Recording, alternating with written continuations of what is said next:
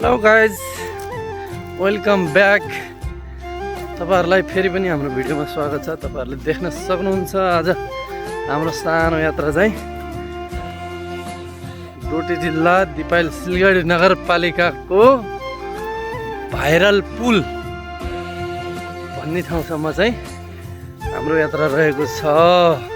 Hello साथीहरु, mini vlog तपाईहरुले देख्न सक्नुहुन्छ। हाम्रो पछाडि ठ्याक्कै दिपायलको सेती भाइरल पुल ल है, धेरै राम्रो छ। आउनुपर्छ यहाँ सबै साथीहरूले ल।